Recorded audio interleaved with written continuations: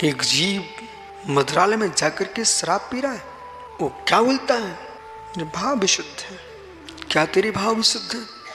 मांस में की दुकान पे मांस खा रहा है, बोले मेरे भाव विशुद्ध है। शराब पीने वाला साधु हो नहीं सकता, मांस खाने वाला साधु हो नहीं सकता। जो सज्जन ही नहीं हो सकता, साधु क्या होगा? एक भारत का सच्चा पिता होगा अपने बेटे का, वो कभी नहीं कहेगा बेटा तुम शराब पियो।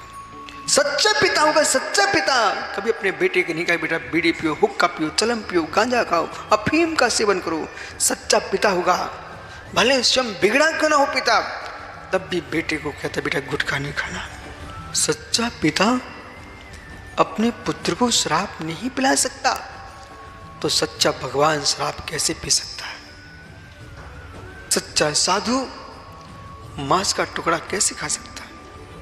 चाहे जीवित का हो चाहे मरे का हो, चाहे मार के खाया हो चाहे मर गया हो, चाहे पक्का हो चाहे कच्चा हो, सच्चा साधु नाम होगा, भिक्षु होगा, वो कभी मांस नहीं खा सकता।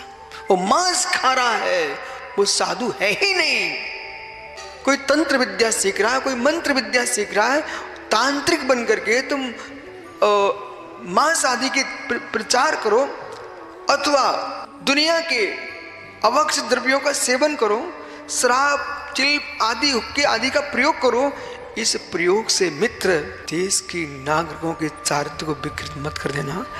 नन्हे नन्हे बच्चे शराब हुक्का गांजा पीने लग जाएंगे और यूं कहेंगे कि ये तो साधु वगैरह भी करते हैं। मित्र साधु स्वभाव, सज्जन स्वभाव, साधु स्वभाव तात्विक स्वभाव, साधु स्वभाव स्वाध्याय का स्वभाव, शास्त्रों का पठन पाठन ज्ञान ध्यान का स्वभाव, साधु स्वभाव विश्व में चारित्र का विस्तार करना, साधु स्वभाव देश की अखंडता को जीवित रखना, साधु स्वभाव प्राणी मात्र के प्रति करुणा का भाव रखना, इसका नाम साधु स्वभाव है।